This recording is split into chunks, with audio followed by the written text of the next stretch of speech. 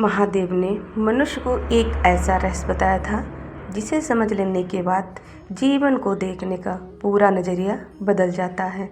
यह रहस्य धन पाने का नहीं था, ना किसी चमत्कार का था, ना ऐसा मंत्र था जिससे इंसान संसार की हर इच्छा पूरी कर सके। यह रहस्य मनुष्य के अपने जीवन से जुड़ा था। महादेव ने बताया कि मनुष्य जिस चीज़ को अपना समझकर जीवन भर उसके पीछे भागता है, समय आने पर वही चीज़ उसके हाथ में नहीं रहती। शरीर भी बदलता है, संबंध भी बदलते हैं, धन भी आता जाता है, सम्मान भी स्थायी नहीं रहता और अंत में मनुष्य को अपने कर्मों के साथ आगे बढ़ना पड़ता है। लेकिन इस रहस्य की सबसे बड़ी बात यह थी कि महादेव ने मनुष्य को केवल मृत्यु के बाद की बात नहीं बताई। उन्होंने यह बताया कि मृत्यु से पहले मनुष्य अपने जीवन को कैसे बदल सकता है। यही कारण है कि शिव पुराण की कथाओं में भगवान शिव केवल वरदान देने वाले देवता के रूप में दिखाई नहीं देते, बल्कि ऐसे गुरु के रूप में भी सामने आते हैं जो मनुष्य को उसके कर्म, मोह, अहंकार, समय और जीवन की सच्चाई समझाते हैं। कहा जाता है कि एक समय एक जिज्ञासु ऋषि भगवान शिव के पास पहुँचे। उनके मन में वर्षों से एक प्रश्न था। उन्होंने महादेव को प्रणाम किया और पूछा, प्रभु, मनुष्य को जीवन मिला है, बुद्धि मिली है, फिर भी वह बार बार उन्हीं गलतियों को दोहराता है। वह जानता है कि क्रोध नुकसान करता है, फिर भी क्रोध करता है। जानता है कि लोभ दुख देता है, फिर भी लोभ करता है। जानता है कि शरीर नश्वर है, फिर भी शरीर को ही अपना सब कुछ मानता है। और जानता है कि एक दिन उसे सब कुछ छोड़कर जाना होगा, फिर भी जीवन भर संग्रह करता रहता है। ऐसा क्यों है? महादेव कुछ देर शांत रहे, फिर बोले, क्योंकि मनुष्य को ज्ञान सुनना आता है, लेकिन ज्ञान को अपने जीवन में उतारना नहीं आता। ऋषि ने पूछा, प्रभु, ज्ञान सुनने और समझने में इतना अंतर क्यों है? महादेव ने कहा, कानों से सुना हुआ ज्ञान तभी समझ बनता है जब वह मनुष्य के व्यवहार को बदल दे। जो ज्ञान क्रोध के समय काम ना आए, लोभ के समय याद ना आए, अहंकार के समय मनुष्य को रोक ना सके और कठिन समय में उसे सत्य के मार्ग पर खड़ा ना रख सके, वह केवल शब्द है, जीवन का ज्ञान नहीं। ऋषि महादेव की बात सुनते रहे। तब महादेव ने कहा, मनुष्य सबसे बड़ी भूल यही करता है कि वह संसार को बदलना चाहता है, लेकिन स्वयं को बदलने के लिए तैयार नहीं होता। वह चाहता है कि दूसरे उसके साथ अच्छा व्यवहार करें, लेकिन स्वयं अपने व्यवहार को देखने के लिए तैयार नहीं होता। वह चाहता है कि उसके जीवन में सुख आए, लेकिन अपने कर्मों को देखने से बचता है। वह चाहता है कि इसके घर में शांति रहे, लेकिन अपने शब्दों और क्रोध पर ध्यान नहीं देता। फिर ऋषि ने पूछा, तो प्रभु, क्या मनुष्य का भाग्य उसके कर्मों से बदल सकता है? महादेव बोले, मनुष्य अपने हर परिणाम को अपनी इच्छा के अनुसार नहीं बदल सकता, लेकिन अपने कर्मों की दिशा अवश्य बदल सकता है। जब तक श्वास है तब तक सुधार का अवसर है। यही बात उस रहस्य की पहली सीढ़ी थी। महादेव मनुष्य को यह समझाना चाहते थे कि भाग्य के नाम पर बैठ जाना धर्म नहीं है। कर्म करते हुए परिणाम को स्वीकार करना ही मनुष्य का धर्म है। मनुष्य अक्सर अपने दुख का कारण बाहर खोजता है। कभी वह समय को दोष देता है, कभी परिस्थितियों को, कभी दूसरे व्यक्ति को और कभी अपने भाग्य को। लेकिन महादेव मनुष्य को भीतर देखने की शिक्षा देते हैं, क्योंकि बाहर की दुनिया में होने वाली हर घटना हमारे नियंत्रण में नहीं होती, लेकिन उस घटना के बाद हम क्या सोचते हैं, कैसे बोलते हैं और क्या कर्म करते हैं, इसमें मनुष्य की भूमिका होती है। किसी ने अपमान किया, यह हमेशा हमारे हाथ में नहीं, लेकिन अपमान के बाद हम अपने भीतर कितने समय तक क्रोध रखते हैं, यह हमारे हाथ में है सकता है। किसी ने धोखा दिया, यह हमारे नियंत्रण में नहीं, लेकिन उस धोखे के बाद हम हर इंसान पर शक करने लगें या उससे सीख लेकर सावधान हों, यह हमारे निर्णय पर निर्भर करता है। कठिन समय आए, यह हमेशा हमारे हाथ में नहीं, लेकिन कठिन समय में हम टूट जाएं या धैर्य रखें, यह हमारे भीतर की शक्ति पर निर्भर करता है। महादेव इसी शक्ति को जगाने की बात करते हैं। फिर ऋषि ने पूछा, प्रभु, यदि कर्म ही इतना महत्वपूर्ण है तो भक्ति का क्या मतलब है? महादेव बोले, भक्ति कर्म से भागने का मार्ग नहीं है, भक्ति कर्म को शुद्ध करने का मार्ग है। यह बात बहुत गहरी थी। मनुष्य कभी कभी सोचता है कि पूजा कर लेने के बाद उसकी सारी गलतियां समाप्त हो जाएंगी, लेकिन भक्ति का उद्देश्य केवल भगवान से मांगना नहीं है। भक्ति मनुष्य को अपने भीतर झांकना सिखाती है। जब मनुष्य सच्चे भाव से भगवान का नाम लेता है तो उसके भीतर यह प्रश्न उठना चाहिए कि मैं अपने जीवन को कितना अच्छा बना रहा हूँ। मैं किसी को दुख तो नहीं दे रहा, मेरे कारण किसी निर्दोष को परेशानी तो नहीं हो रही, मेरी वाणी किसी का मन तो नहीं तोड़ रही, मेरे भीतर किसी के प्रति अनावश्यक घृणा तो नहीं। यही भक्ति की दिशा है। भगवान शिव को भोलेनाथ कहा जाता है क्योंकि वे सरल भाव से प्रसन्न होने वाले देवता माने जाते हैं। लेकिन इसका अर्थ यह नहीं कि मनुष्य गलत कर्म करता रहे और केवल पूजा के सहारे सब कुछ ठीक समझ ले। शिव की भक्ति मनुष्य को सरलता, संयम और सत्य की ओर ले जाती है। महादेव ने ऋषि से कहा, मनुष्य मुझे पाने के लिए दूर दूर जाता है, लेकिन वह अपने भीतर छिपे अहंकार को छोड़ने के लिए तैयार नहीं होता। वह मंदिर में सिर झुकाता है, लेकिन अपने व्यवहार में किसी दूसरे को छोटा समझता है। वह मेरे सामने हाथ जोड़ता है, लेकिन बाहर निकलकर अपने अहंकार को फिर बड़ा कर लेता है। वह मेरी पूजा करता है, लेकिन क्रोध आने पर अपनी वाणी पर नियंत्रण नहीं रखता। उसे पहले यह समझना होगा कि भगवान के सामने झुकना केवल शरीर का झुकना नहीं, अहंकार का झुकना भी है। ऋषि ने यह बात सुना तो उन्होंने पूछा, प्रभु, क्या अहंकार ही मनुष्य के दुख का कारण है? महादेव ने कहा, अहंकार अनेक दुखों का द्वार खोल देता है। मनुष्य जब यह मानने लगता है कि सब कुछ उसी के कारण है, तभी वह उन चीज़ों से दुखी होने लगता है जिन्हें वह नियंत्रित नहीं कर सकता। वह सम्मान चाहता है, अपमान से डरता है। वह धन चाहता है, धन खोने से डरता है। वह संबंधों को हमेशा अपने पास रखना चाहता है, लेकिन परिवर्तन को रोक नहीं सकता। वह शरीर को हमेशा युवा रखना चाहता है, लेकिन समय को रोक नहीं सकता। इसलिए मनुष्य को समझना चाहिए कि संसार में कुछ भी स्थायी रूप से उसका नहीं है। यह सुनकर ऋषि ने पूछा, प्रभु, यदि कुछ भी स्थायी नहीं है तो मनुष्य को जीवन कैसे जीना चाहिए?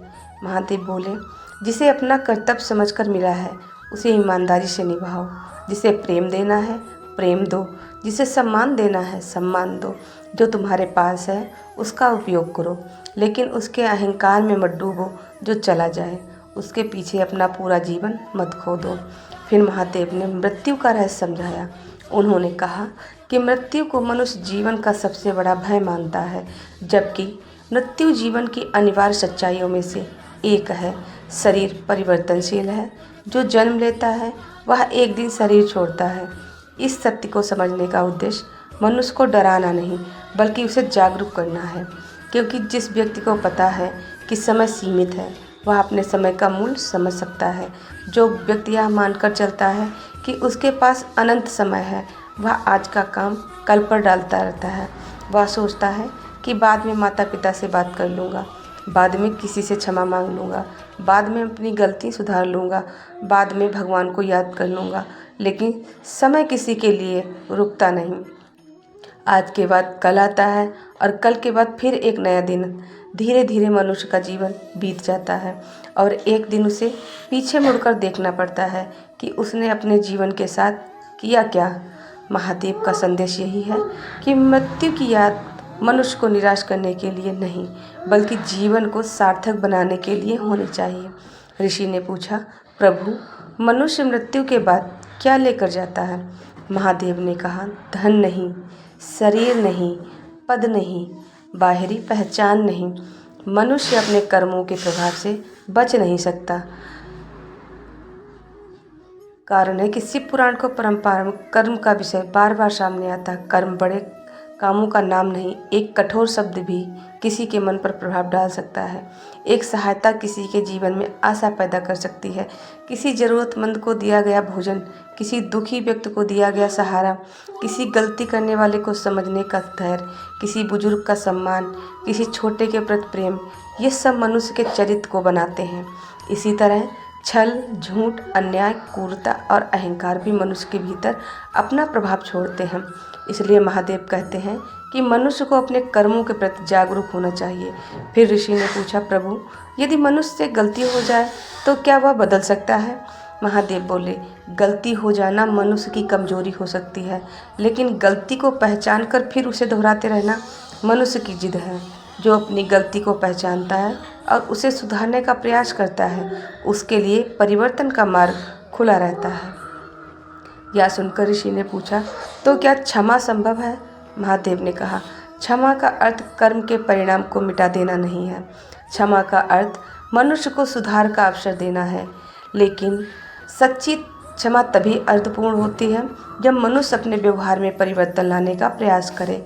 यही कारण है कि महादेव की कथाओं में केवल वरदान नहीं, तपस्या भी है। तपस्या का अर्थ केवल जंगल में बैठना नहीं, तपस्या का एक अर्थ यह भी है कि मनुष्य अपनी गलत आदतों पर नियंत्रण पाने का प्रयास करे। क्रोध आए और मनुष्य स्वयं को रोक ले, यह तपस्या है।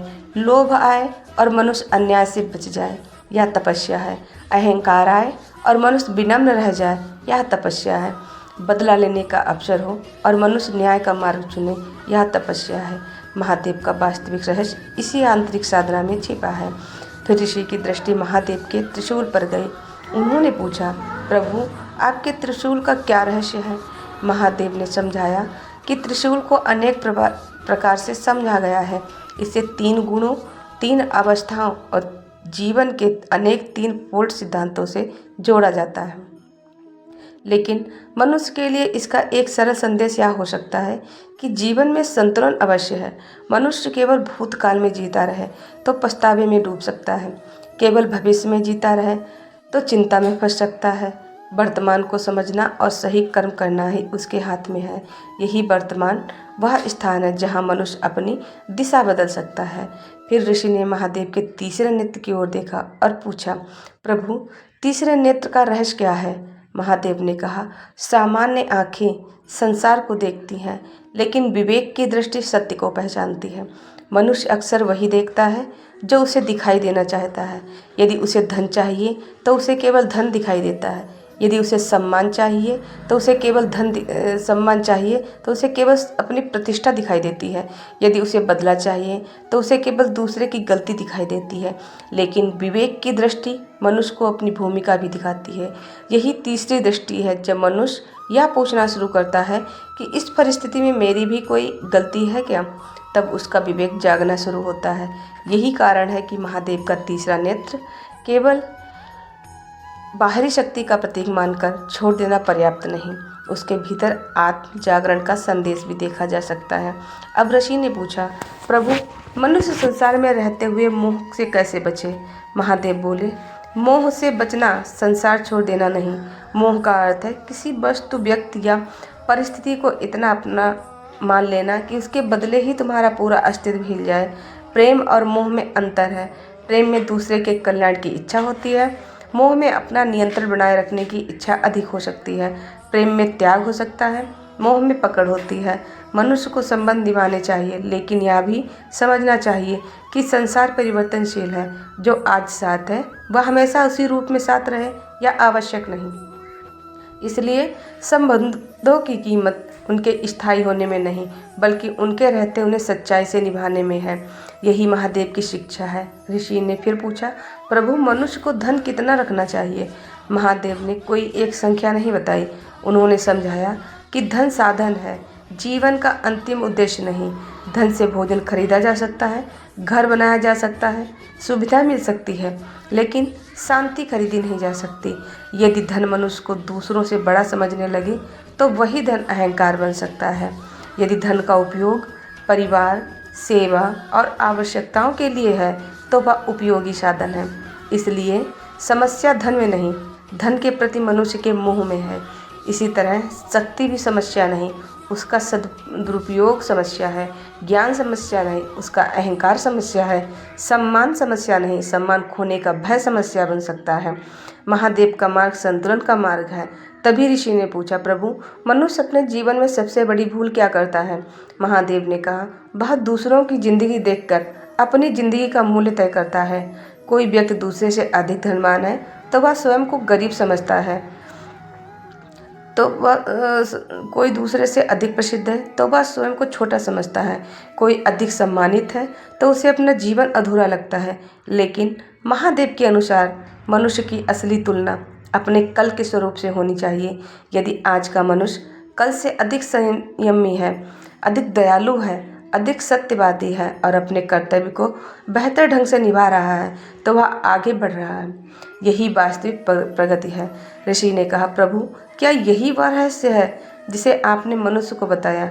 महादेव बोले, रहस्य केवल इतना नहीं, सबसे बड़ा रहस्य यह है कि मनुष्य जिस शांति को संसार में खोजता है उसका मार्ग भीतर से होकर जाता है। मनुष्य सोचता है कि उसे ज़्यादा धन मिल जाएगा तो शांति मिलेगी, फिर धन मिलता है तो वह और ज़्यादा चाहता है। वह सोचता है कि उसे ज़्यादा सम्मान मिलेगा तो शांति मिलेगी, सम्मान मिलता है तो उसे डर लगता है कि कहीं यह सम्मान चला न जाए। वह सोचता है कि सब लोग उसकी बात मानेंगे तो शांति मिलेगी, लेकिन संसार में हर व्यक्ति अपनी इच्छा से चलता है, इसलिए बाहरी परिस्थितियों को पूरी तरह अपने अनुसार बनाने की कोशिश मनुष्य को अंतहीन चिंता देती है। महादेव का संदेश है कि अपने मन पर काम करो। यही कारण है कि शिव ध्यान में दिखाई देते हैं। ध्यान का अर्थ केवल आंखें बंद करना नहीं, ध्यान का अर्थ है अपने भीतर चल रही आवाज़ों को पहचानना। कौन सा विचार मुझे क्रोध दे रहा है, कौन सा विचार मुझे डराता है, कौन सी इच्छा मुझे बेचैन कर रही है, कौन सा अहंकार मुझे दूसरों से दूर कर रहा है। जब मनुष्य इन प्रश्नों को देखना शुरू कर देता है तभी उसके भीतर परिवर्तन शुरू होता है।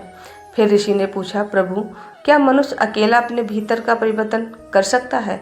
महादेव बोले, सत्संग, सद्विचार, अच्छे कर्म और ईश्वर का स्मरण मनुष्य की दिशा बदल सकते हैं। इसका अर्थ यह नहीं कि केवल सुनने से परिवर्तन हो जाएगा। सुनना पहला कदम है, उसके बाद अभ्यास जरूरी है। यदि कोई व्यक्ति रोज क्रोध करता है और एक दिन भगवान का नाम लेकर फिर वही क्रोध करता है तो केवल शब्दों से परिवर्तन नहीं होगा, लेकिन यदि वह धीरे धीरे अपने क्रोध को पहचानना शुरू करे, प्रतिक्रिया देने से पहले रुकना सीखे और अपनी गलती स्वीकार करे तो परिवर्तन संभव है। इसी तरह झूठ बोलने की आदत हो तो एक दिन में सब कुछ बदलना कठिन हो सकता है, लेकिन सच बोलने का अभ्यास धीरे धीरे चरित्र को बदल सकता है। यही साधना है, यही मनुष्य के हाथ में सबसे बड़ी शक्ति है। अब महादेव ने उस प्रश्न का उत्तर दिया जो इस पूरी कथा का केंद्र था। ऋषि ने पूछा, प्रभु आपने मनुष्य को मृत्यु, कर्म, मोह और समय का इतना ज्ञान क्यों दिया? यदि मनुष्य को पता चले कि सब कुछ नश्वर है तो वह दुखी नहीं होगा? महादेव बोले, जो नश्वरता को समझता है वह हर क्षण की कीमत समझता है। जो मृत्यु को समझता है वह जीवन को अधिक सच्चाई से जी सकता है। जो कर्म को समझता है वह अपने व्यवहार के प्रति जागरूक हो सकता है। जो मोह को समझता है वह प्रेम को अधिक पवित्र बना सकता है और जो समय को समझता है वह वर्तमान को व्यर्थ नहीं करता। यही वह रहस्य था। महादेव ने मनुष्य को मृत्यु का ज्ञान इसलिए नहीं दिया कि मनुष्य डरकर जिए, उन्होंने मृत्यु का स्मरण इसलिए कराया कि मनुष्य जीवन को व्यर्थ ना करे। सोचिए, यदि मनुष्य को यह पता ही ना हो कि समय सीमित है तो वह अपने जीवन को कितनी आसानी से टालता रहेगा, लेकिन जब उसे पता है कि हर दिन वापस नहीं आएगा तब वह अपने समय का मूल्य समझता है। यही कारण है कि महादेव की कथाओं में वैराग्य केवल संसार से भागना नहीं है। वैराग्य का अर्थ है संसार में रहते हुए भी संसार को अपना अंतिम सत्य न मानना। धन आए तो उसका उपयोग करो, लेकिन धन के अहंकार में मत डूबो। संबंध मिले तो प्रेम करो, लेकिन उन्हें अपने नियंत्रण का साधन मत बनाओ। सम्मान मिले तो विनम्र रहो, अपमान मिले तो उससे सीखो। कठिन समय आए तो धैर्य रखो, सुख आए तो उसे स्थायी मत समझो। यही संतुलन मनुष्य को भीतर से मजबूत करता है। अब कथा का सबसे महत्वपूर्ण हिस्सा सामने आता है। ऋषि ने महादेव से कहा, प्रभु यदि मनुष्य सब कुछ समझ भी ले तो क्या वह फिर कभी गलती नहीं करेगा?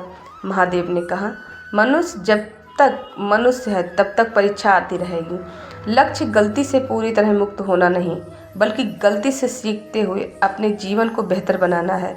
यह उत्तर बहुत साधारण लग सकता है, लेकिन यही जीवन की बड़ी सच्चाई है। मनुष्य कई बार गिरता है, कभी क्रोध में, कभी लोभ में, कभी अहंकार में, कभी मोह में, लेकिन हर बार उसके सामने दो रास्ते होते हैं। पहला, वह कहे कि मैं ऐसा ही हूँ, अब बदल नहीं सकता। दूसरा, वह अपनी गलती को स्वीकार करे और कहे कि मैं फिर से प्रयास करूँगा। महादेव दूसरे रास्ते की ओर संकेत करते हैं, क्योंकि जब तक मनुष्य में सुधार की इच्छा जीवित है तब तक उसके भीतर आशा जीवित है। यही कारण है कि शिव का स्वरूप विनाश के साथ पुनर्निर्माण का भी प्रतीक माना जाता है। जो भीतर गलत है उसका विनाश हो और उसके स्थान पर सही का निर्माण हो। क्रोध का स्थान धैर्य ले, अहंकार का स्थान विनम्रता ले, लोभ का स्थान संतोष ले, भय का स्थान विश्वास ले, अज्ञान का स्थान विवेक ले। यही आंतरिक परिवर्तन मनुष्य को महादेव की शिक्षा के करीब ले जाता है। फिर ऋषि ने अंतिम बार पूछा, प्रभु यदि आपको मनुष्य को केवल एक बात बतानी हो तो आप क्या बताएंगे? महादेव ने कहा, आपने जीवन को केवल इस आधार पर मत देखो कि तुम्हें क्या मिला, यह भी देखो कि तुम्हारे कारण दूसरों को क्या मिला। यह बात सुनकर ऋषि मौन हो गए, क्योंकि यही वह स्थान था जहाँ मनुष्य की पूरी सोच बदल जाती है। हम अक्सर पूछते हैं कि मुझे क्या मिला, मुझे कितना धन मिला, मुझे कितना सम्मान मिला, मुझे कितनी सफलता मिली, कितने लोग मेरे साथ हैं। लेकिन महादेव का प्रश्न कुछ और है। तुम्हारे कारण कितने लोगों को सहारा मिला, तुम्हारी वाणी से कितने लोगों को शांति मिली, तुम्हारे कर्म से कितने लोगों का भला हुआ, तुम्हारे ज्ञान से किसका जीवन बेहतर हुआ, तुम्हारे पास शक्ति थी तो तुमने उसका उपयोग कैसे किया। यही प्रश्न मनुष्य के जीवन को भीतर से बदल सकता है। और अब इस कथा का रहस्य पूरी तरह स्पष्ट होता है।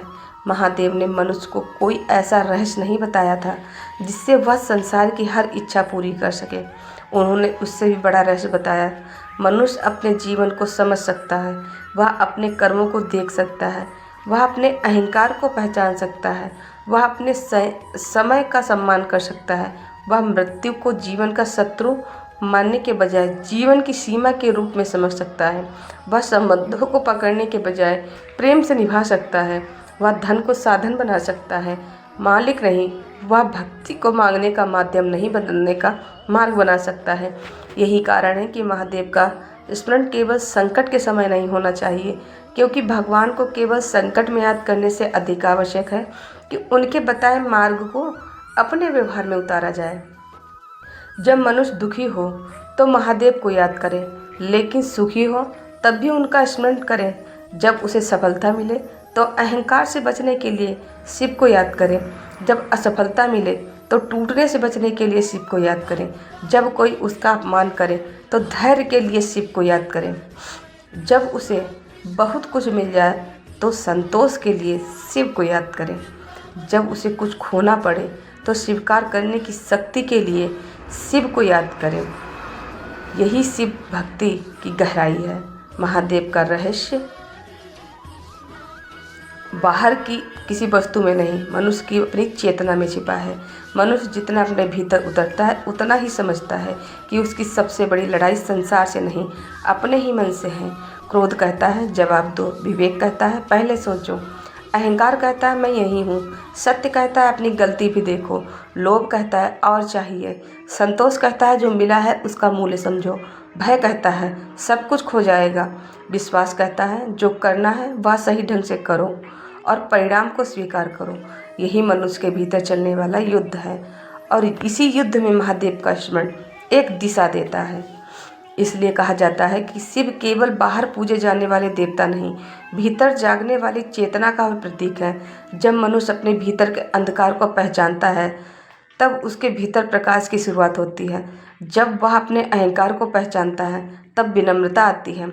जब वह अपने कर्मों को समझता है तब जिम्मेदारी आती है। जब वह मृत्यु को समझता है तब जीवन की कीमत समझ आती है।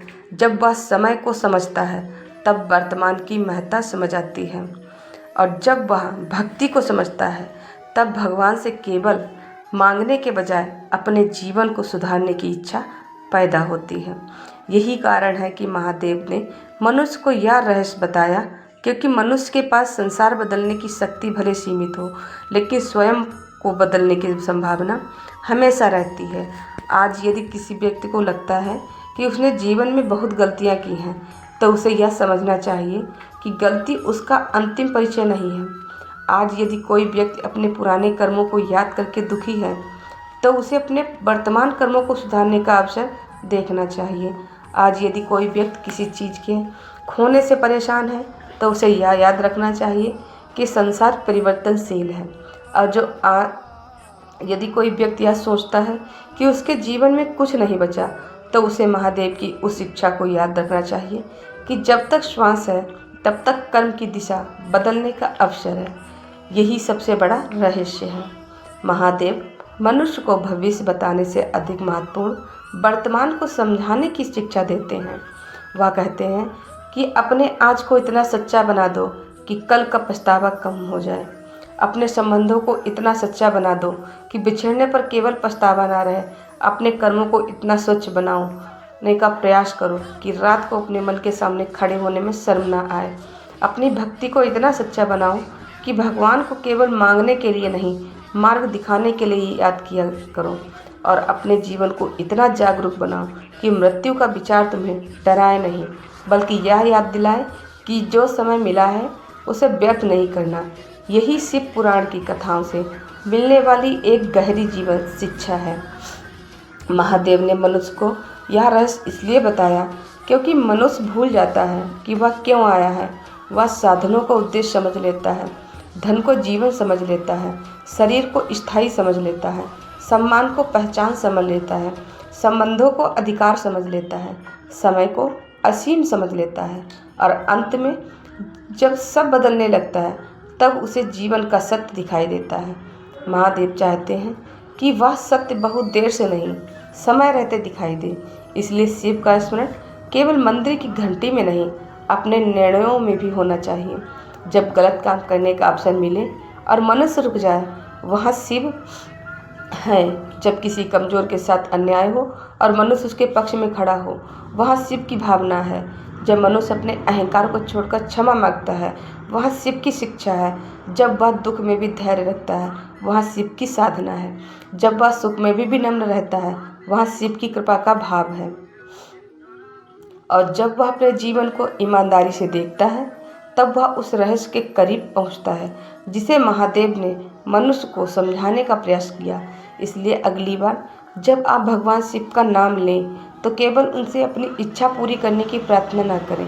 एक बार यह भी कहें, हे महादेव, मुझे सही और गलत पहचानने की बुद्धि दीजिए, मुझे अपने कर्मों को समझने का विवेक दीजिए, मुझे क्रोध पर नियंत्रण करने की शक्ति दीजिए, मुझे अहंकार से बचाइए, मुझे मोह में अंधा होने से बचाइए। जो मेरे पास है उसके लिए कृतज्ञ रहना सिखाइए, जो चला गया उसे स्वीकार करने की शक्ति दीजिए। और जब मेरे जीवन का अंतिम समय आए तो मुझे यह पछतावा न रहे कि मैंने जीवन को समझे बिना केवल उसे बिताया। यही प्रार्थना मनुष्य को भीतर से बदल सकती है, क्योंकि महादेव का सबसे बड़ा रहस्य शायद यही है कि भगवान तक पहुंचने की यात्रा हमेशा बाहर से शुरू नहीं होती। कई बार वह मनुष्य के अपने भीतर से शुरू होती है। जब मनुष्य अपने मन को देखता है, अपने कर्म को समझता है, अपनी गलतियों को स्वीकार करता है, दूसरों के प्रति करुणा रखता है और समय का सम्मान करता है, तब उसके जीवन में शिव की शिक्षा उतरने लगती है। और तब उसे समझ आता है कि महादेव ने मनुष्य को मृत्यु का रहस्य क्यों बताया था। उन्होंने इसलिए बताया था ताकि मनुष्य जीवन की कीमत समझ सके। उन्होंने कर्म का रहस्य इसलिए बताया ताकि मनुष्य अपने भाग्य को दोष देने के बजाय अपने कर्मों को देख सके। उन्होंने मोह का रहस्य इसलिए बताया ताकि मनुष्य प्रेम और अधिकार में अंतर समझ सके। उन्होंने अहंकार का रहस्य इसलिए बताया ताकि मनुष्य सफलता के बीच में विनम्र रह सके। उन्होंने समय का रहस्य इसलिए बताया ताकि मनुष्य आज को कल पर टालता न रहे। और उन्होंने भक्ति का रहस्य इसलिए बताया ताकि मनुष्य भगवान से केवल पाने की इच्छा न रखे, बल्कि अपने भीतर परिवर्तन की इच्छा भी रखे। यही वह संदेश है जिसे समझ लेने के बाद महादेव की कथा केवल कथा नहीं रह जाती, वह जीवन का दर्पण बन जाती है। उसमें हमें अपना क्रोध दिखाई देता है, अपना मोह दिखाई देता है, अपनी इच्छा दिखाई देती है, अपनी गलतियां दिखाई देती हैं और साथ ही अपने बदलने की संभावना भी दिखाई देती है। इसलिए यदि आज से मनुष्य केवल एक बात याद रख ले कि समय सीमित है, कर्म उसके साथ चलते हैं, शरीर परिवर्तनशील है और सुधार का अवसर वर्तमान में है, तो उसके जीवन की दिशा बदल सकती है। महादेव से मांगने से पहले महादेव की शिक्षा को समझना चाहिए। क्योंकि वरदान जीवन की परिस्थिति बदल सकता है, लेकिन सही ज्ञान मनुष्य को स्वयं बदल सकता है।